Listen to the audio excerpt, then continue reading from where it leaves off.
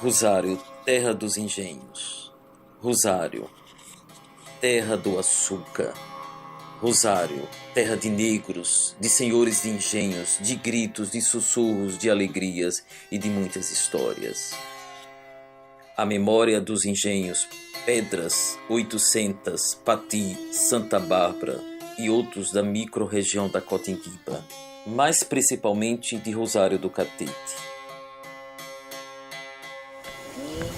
1, 2, 3. Eu queria deixar com meu marido dizia que eu quero produzia.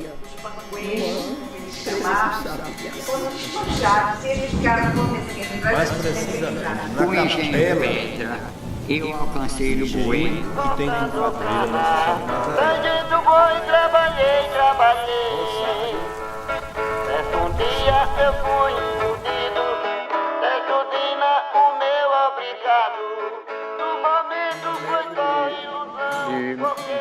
De uma escrava. A escrava. Estamos aqui em terras do Engenho Catete, mais precisamente na capela do engenho que tem como padroeira Nossa Senhora de Nazaré. Há quem diga que Rosário nasceu aqui. O próprio nome já diz, né? Rosário do Catete. Então, dá para perceber que Rosário é um pedaço do Catete.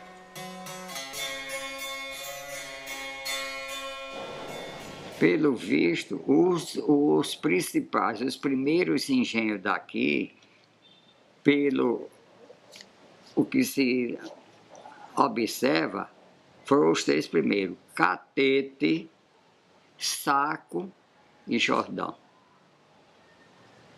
Bem, os outros vieram depois. Ainda hoje tem propriedade aí como Pati, que tem ainda a casa colonial do tempo que foi construída em estilo colonial e tudo mais. O de Santa Bárbara nasceu o Barão de Marinho em 1809, ele nasceu em Santa Bárbara. Então, primeiro, parece que foi o Catete, pelo seguinte, porque aquela igreja, conforme eu falei, foi construída após o Barão de Maruim ter construído a igreja de Maruim, o Trapiche, que ainda tem Trapiche, que edificou João Gomes de Melo, era o nome dele.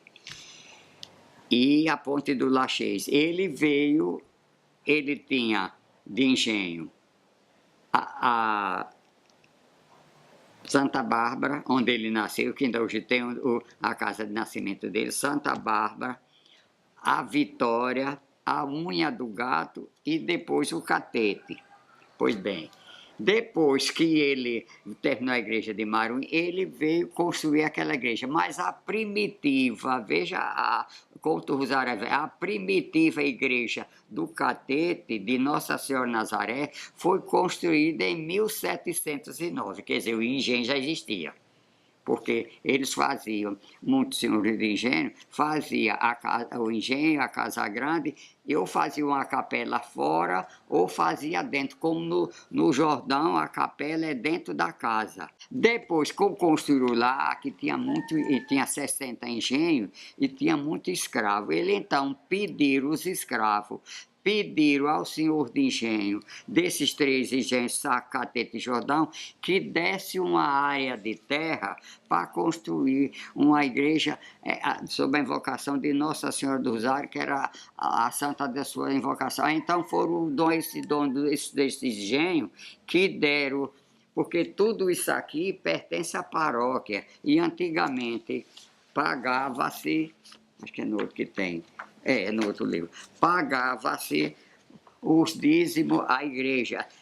Todo ano, porque aqui tinha dois padres, um que celebrava a missa e um que tomava conta do patrimônio da paróquia, que eram as terras, as alfaias, que era muito rica, e tudo mais, era tudo restado para prestar conta no juiz de direito. Então, eles pediram, os pretos pediram ao dono desses textos, parece que era um só.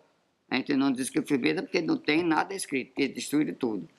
que desse uma área. Eles deram, então, os negros construíram a igreja de Nossa Senhora do Rosário. O término da igreja de inauguração foi em 1732, a matriz de Nossa Senhora do Rosário. E com a alegação que foi encontrada Nossa Senhora do Rosário ali. Encontrada coisa fictícia, porque Santo no caminho, o jesuíta certamente quando passa simpatia por um lugar, bota uma imagem lá, e depois vê, uma imagem aí, ali gera a povoação, né? Então, foi encontrada, é o que o povo antigo diz, os pretos, que Nossa Senhora do Rosário foi encontrada, tinham 3, foi encontrada ali, e ali fizeram a igreja, em 1732. Bem, provavelmente esses 3 engenhos são os mais antigos de Rosário do Catete. Do Rosário, Catete, Jordão e Saco. E mais adiante diz que quem deu os terrenos foi Jorge de Campos Caldas e sua mulher Ana Corrêa, que deu os terrenos aos pretos para a construção da igreja de Nossa Senhora do Rosário.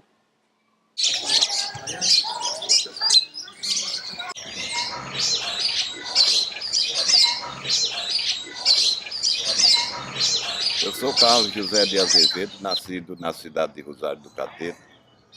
Tenho grande conhecimento da fazenda Santa Bárbara, ou a usina Santa Bárbara, no qual eu fui com idade de 2 anos.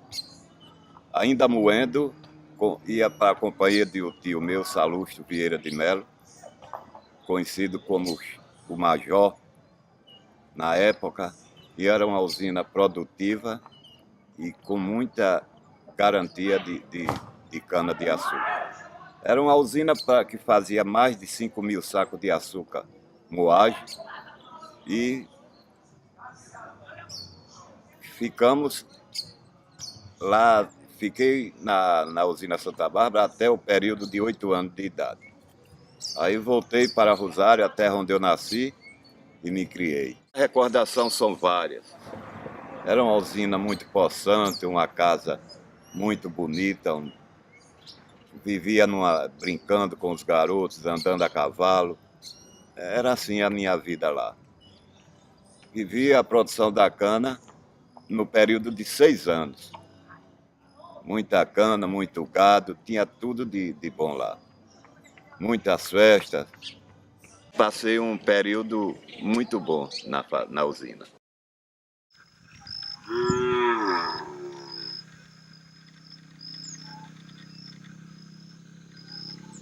O processo de moagem da cana era no período de 3 a 5 meses.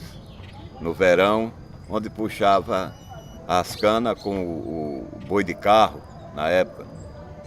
Eram muito boi de carro, não existia caminhão para carregar cana, era no boi de carro. Muitos vaqueiros, era carregador montador de gado e tudo. Era uma vida bem progressiva lá na usina.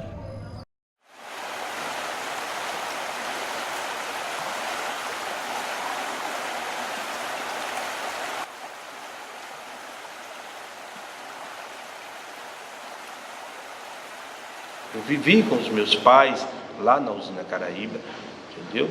Meu pai era funcionário lá da Caraíba e minha mãe vendia doces nas festas de Caraíba, nas feirinhas de pagamento, às sextas-feiras, e nas festas de início de ano, a tradicional festa de Reis, que era promovido por Caraíba. Eu tive a oportunidade de conhecer, de viver, de conviver. E eu tenho uma admiração muito grande por Caraíba, pelos donos da época, porque eles preservavam a cultura. Eu lá, na minha infância, alcancei várias manifestações se apresentando na festa de Caraíba.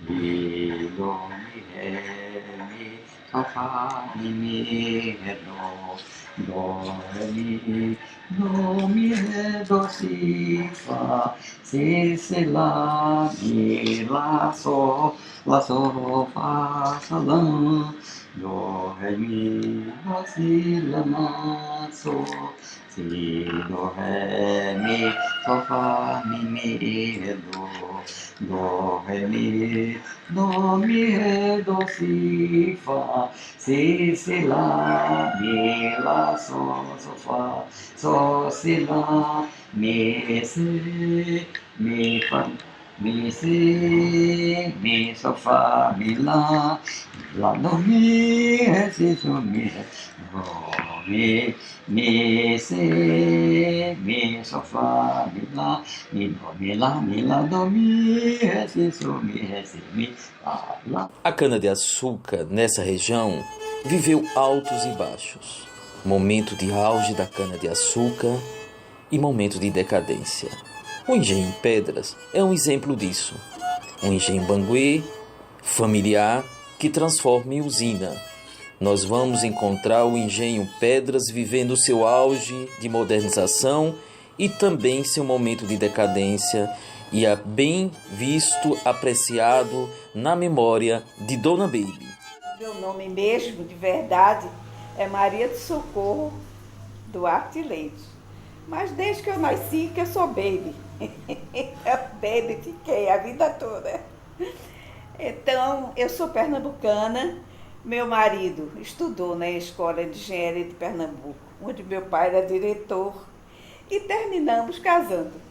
Vim para Sergipe e aqui tenho 60 anos de casada.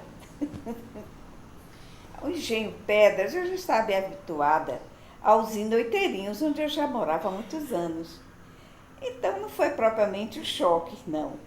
Foi uma coisa agradável, porque eu adoro casa antiga. Então, meu marido era usineiro, porque tomava conta da usina Oiteirinhos no lugar do tio e pai adotivo dele, Otávio Sobral. Otávio Acioli Sobral, casado com Luísa, filha do Coronel Gonçalo, que foi o primeiro proprietário das usinas.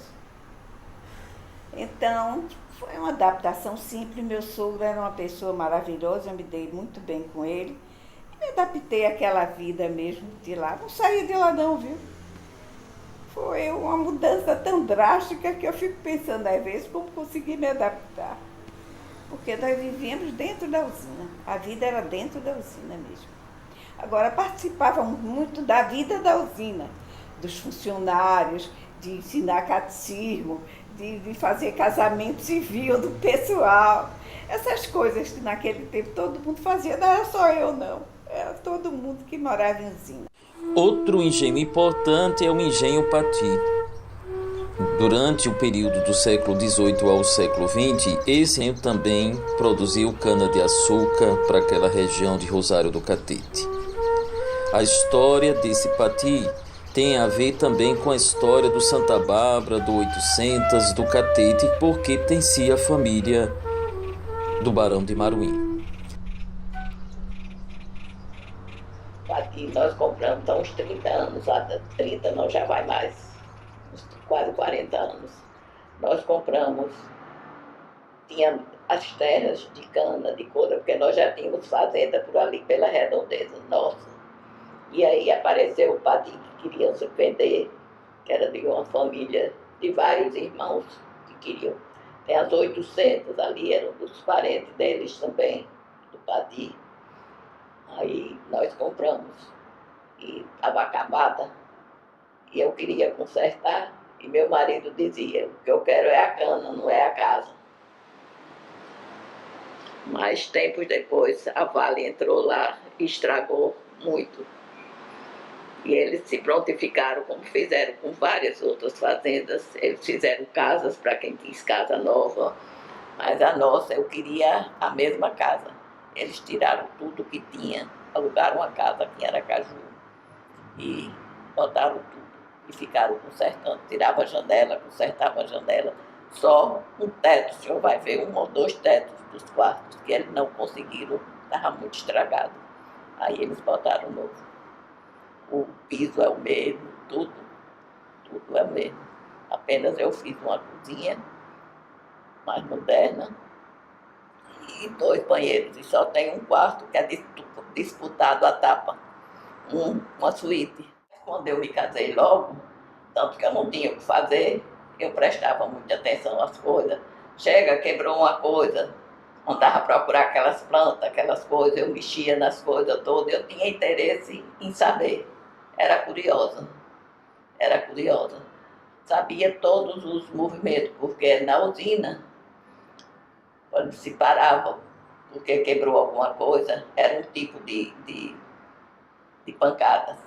Que se era por falta de cana, era outro tipo. Então eu já sabia o da casa, eu já sabia o que aconteceu.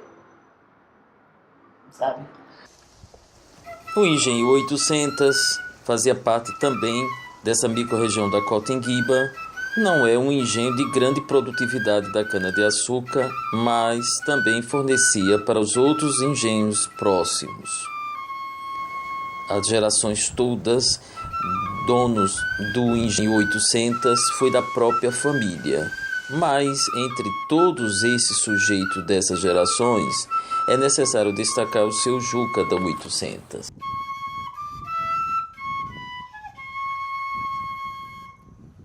Juca das 800, eu posso afirmar com firmeza porque conheci muito. Eu sou, como se diz, eu sou muito simpatizante porque era uma pessoa fora do comum, uma pessoa de uma personalidade, de uma dignidade, aqui não teve outro igual a ele.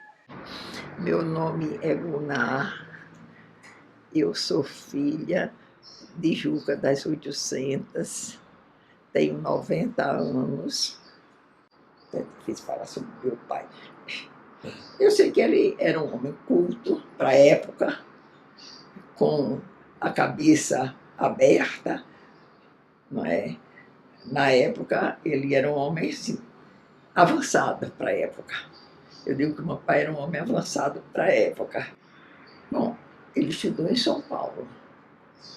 Vovó mandou ele para São Paulo. Depois, ele foi trabalhar como telegrafista lá em São Paulo também. Quer dizer, naquela época, a cultura de Sergipe para de São Paulo era muito diferente. E quando ele chegou lá, ele teve que se modernizar. Lá em casa, papai, apesar de tudo pequenininho, ele produzia açúcar mesmo, cristal. Tinha turbina, tinha vácuo, fazia... Quer dizer, ele produzia no ano 13.000 sacos de açúcar, uma quantia irrisória, não é? Para a produção de açúcar, assim, de usina. Mas ele fazia, questão de fazer, de ter a produçãozinha dele. Quer dizer, os meus irmãos mais velhos, Péricles, Temístocles e Agriberto, foram para o colégio militar. Porque, como eu disse, meu pai era pobre, então não tinha recurso para botar em colégio assim caro. Botou no colégio militar, porque papai tinha um irmão que era oficial de exército e colocou os sobrinhos no colégio militar. E eles estudaram na escola, no colégio militar, depois passou para a escola militar e foi nesse... Porque também, papai disse, bom, no colégio militar, quando sair, já sai ganhando. Então, vocês já saem com emprego. E eles, os três agora, Temístocles e Péricles, aliás, Péricles e Temístocles, preferiram ficar na parte o militar. E a Grey escolheu a aeronáutica. Tanto que ele era da piloto aeronáutica. As 800 era um engenho, moía, eu aconselhei moendo e tudo mais. Ele era um usineiro, até ele era de pouco recurso. O que ele tinha muito era personalidade, que era ímpar. Não teve um senhor de engenho aqui no Rosário que tivesse a dignidade, a personalidade que José Paz de Azevedo Sá teve. Basta lhe dizer que quando ele morreu nas 800, veio das 800 para Rosário, ele não veio em carro, não. Os trabalhadores fizeram questão de fazer um banco e trazer nas costas. Ele veio das 800 carregado no ombro dos trabalhadores. Para você ver a dignidade que Juca das 800 tinha. Ele dizia ateu, mas não era ateu, não. Ele não era religioso. E era como todos os homens da época, não é?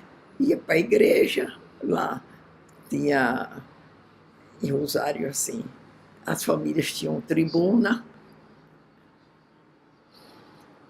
as mulheres ficavam na frente rezando e os homens sentavam na borda da janela conversando. Meu pai e os outros fazendeiros de lá tudo da família ficavam conversando. Porque não tinha assim essa religiosidade, não. Agora também não era ateu, não acreditava, mas negócio de estar rezando, não.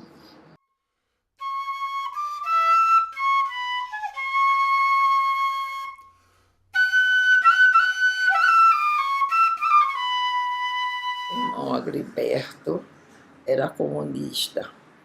Foi preso e sofreu muito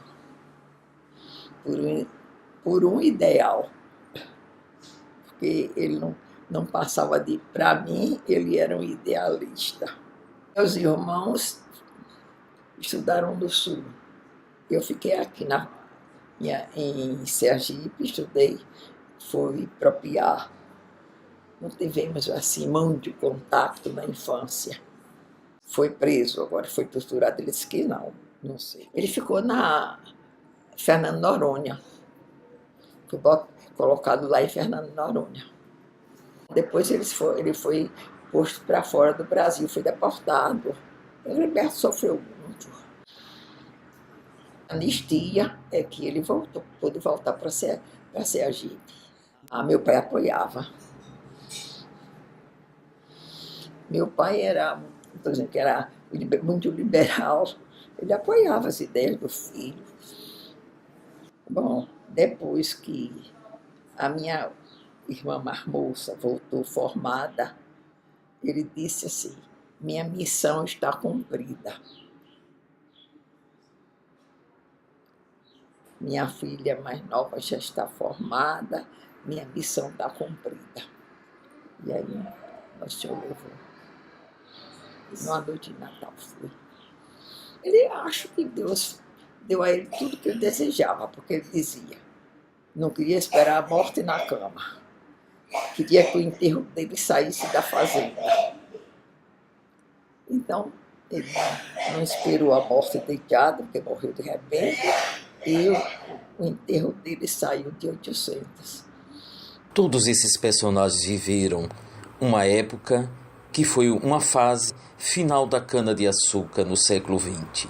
Mas todos eles guardam também a memória de outras memórias.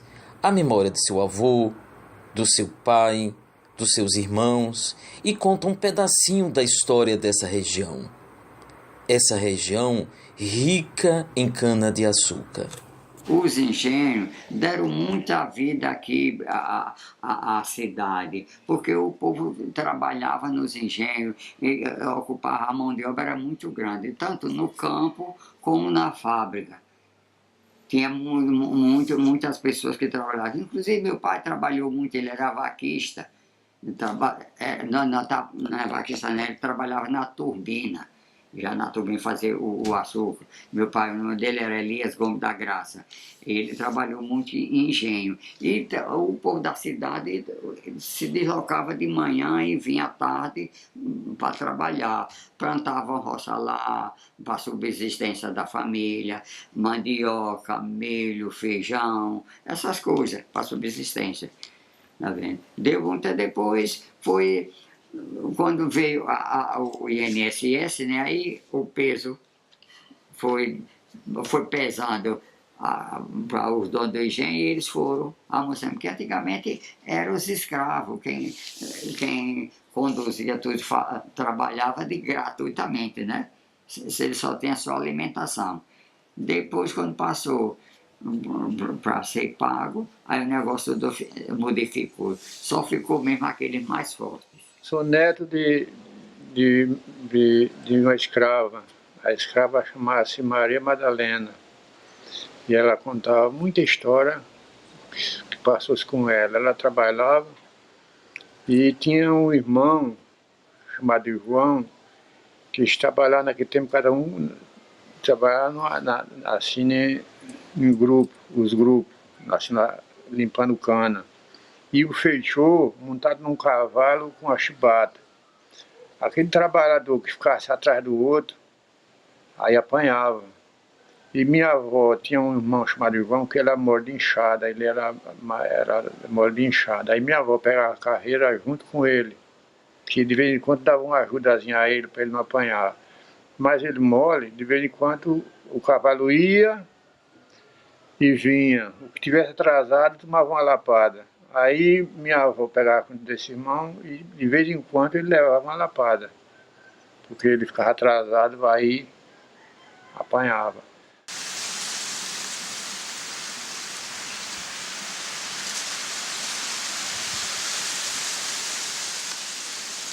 A caminhada era o seguinte, a gente trabalhava a semana, quando chegava no sábado fazia a feira de Maruim.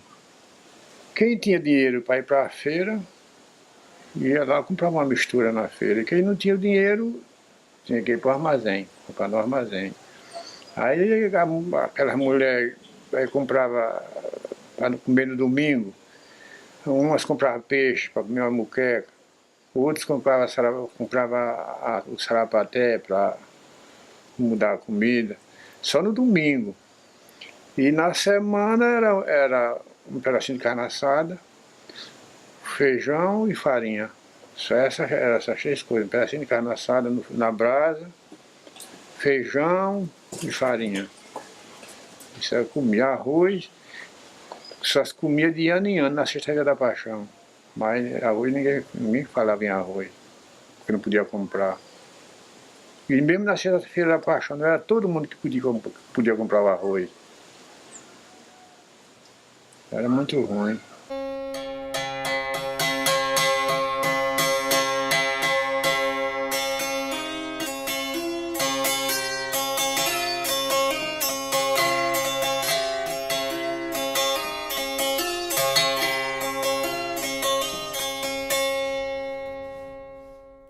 Era governador do Dr. Paulo Barreto, e era na época da Revolução, quer dizer, aquele período bravo, e nós recebíamos, eles recebiam, muitas vezes, uma vez foi o ministro da Guerra, umas pessoas assim que eles recebiam, e eu recebia nas pedras. Mas aí eu fazia como eu vi minha mãe fazer. Minha mãe foi criada no Colégio Sion, do Rio de Janeiro. Então ela era mais fina do que o pessoal simples daqui. Aí faziam-se aquelas mesas imensas, mesas que eu tenho na fazenda, uma delas. A Casa das Pedras dava 3 mesas daquela que eu tenho nas pedras, de 4 metros. Nós enchíamos todas de comida. O pessoal todo ficava encantado com a Casa das Pedras, porque era uma casa de encantar qualquer pessoa.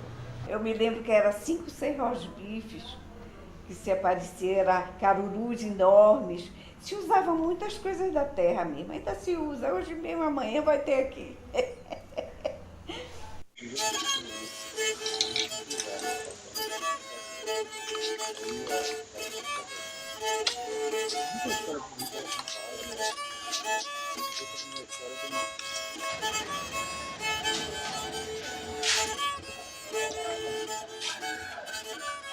Trabalhava batendo molho. Quando foi nesse ano de 55, aí eu vim, aí faltou uma pessoa na moenda para empurrar a cana para a moenda pegar. Aí eu, como eu sempre fui uma pessoa trabalhador, e aí o trabalhador em usina é que mais sofria, porque esse é o bom, mas para trabalhar, esse é bom. Mas dinheiro não saia não, tinha o nome de bom. Mas bom, para trabalhar em São Rosal. Aí eu fui, eu tinha 20 anos na época. Aí eu fui para trabalhar no engenho, empurrar a cana, bota na esteira, a esteira sai rolando. E quando chegar nas moendas, a moenda rola assim, aí pegar a cana e empurrar para a moenda pegar.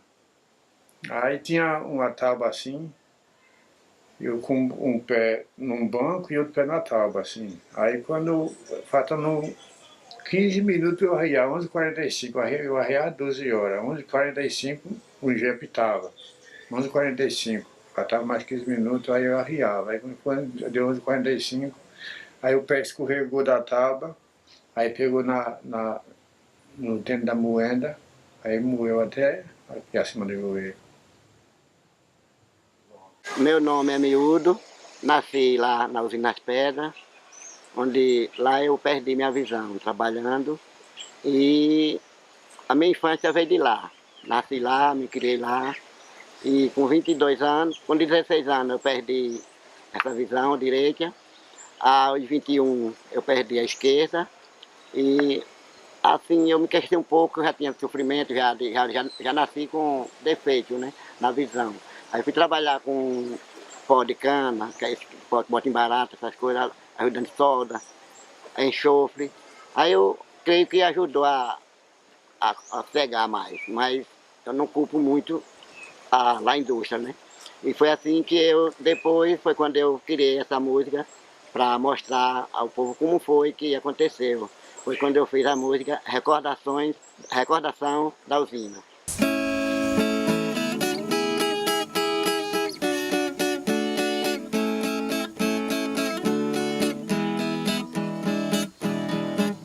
Nascido em uma usina, nesta usina eu me criei, cortando cana, tangendo boi, trabalhei.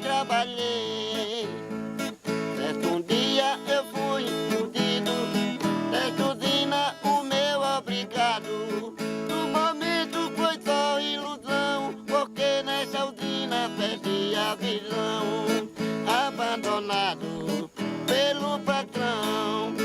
Na minha frente, caminho comprido, buraco fundo, escuridão. Por isso eu vivo no mundo cantando, para matar a saudade com meu violão. Usina pedra, recordações. Usina pedra, recordações.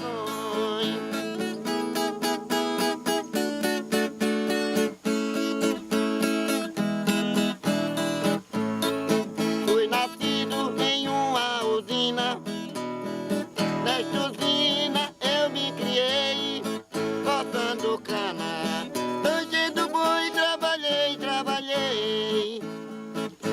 Um dia eu fui olvidado, desta usina o meu obrigado. No momento foi só ilusão, porque nesta usina perdi a visão.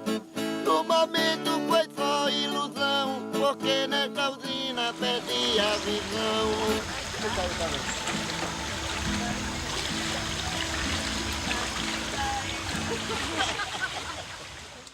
É a partir da chegada do petróleo que uma nova história começa a ser contada. A Petrobras, os primeiros poços abertos no Carmão foi em 1955. Justamente foi o ano que eu perdi essa perna. Foi em 1955, os primeiros poços abertos aí na Petrobras.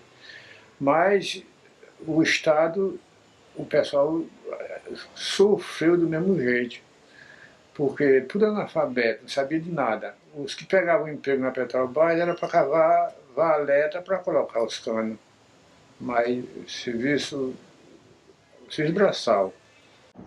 Eu assisti, foi a mudança de Sergipe antes e depois da Petrobras. Eu digo que devia ser dividido. Sergipe antes da Petrobras e a mudança imensa de Sergipe depois da Petrobras. Eu só fui a Rosário da Pedra quando passou-se a usar a cidade como um acampamento. como acampamento. Quer dizer, quando se alojou uma turma de perfuração na cidade. A gente viu, aí sim nós vimos que tinha aquela cidade lá. E que só cresceu depois. Hoje é uma coisa boa, né? Porque da estrada a gente vê a cidade. A cidade cresceu, mas naquele tempo era pequena. Os engenhos que a gente passava, só tinha alguma permanência nele quando havia a necessidade de perfurar um poço nas terras desse.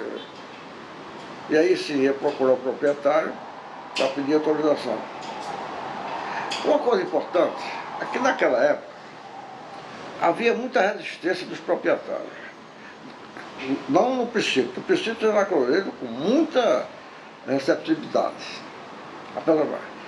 Depois, como viram que havia estrago nas suas instalações, nas suas plantações, danificação da área, às vezes até se plantava uma sonda de frente da Casa Grande, aquele barulho todo, o cara não podia dormir dentro da sua casa, da sua residência. Às vezes se derrubava, tem um terreno chamado Mato dos Teles, que tinha uma terra, que praticamente deixou de poder produzir, de tanto tubulação, locações que tinha na terra dele. Então ele apelou para que não se derrubasse uma árvore, um ipê, que era uma tradição da sua família. Apelou que não façam isso. Quando foi no outro dia, o ipê já estava no chão. Agora, foi uma coisa boa porque abriu o Sergipe para todo mundo, né? Mostrou, o povo criou uma outra mentalidade. Foi como se ele tivesse vivido muitos anos em poucos. Essa poesia, por nome de Contraste, é do padre Antônio Vieira, e eu vou ler agora. Quando partimos no vigor dos anos, da vida pela estrada florescente, as surpresas vão conosco à frente e vão ficando atrás os desenganos. Rindo e cantando, céleres e ufanos, vamos marchando descuidadosamente. Eis que chega a velhice de repente, desfazendo ilusões, matando enganos. Então nós enxergamos claramente quanto a existência é rápida e falaz, e vemos que sucede exatamente o contrário do tempo de rapaz. Os desenganos vão conosco à frente e as esperanças vão ficando atrás.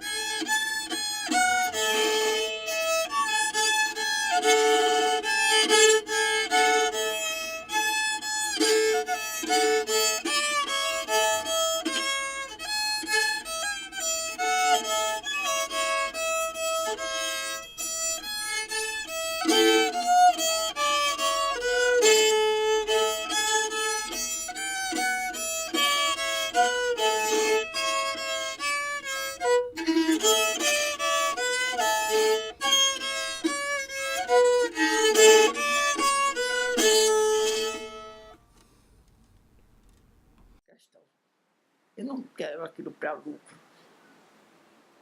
A gente não vive de 800. Mas a gente faz questão que esteja bem conservada, bem cuidada. Porque é um patrimônio da família, uma referência.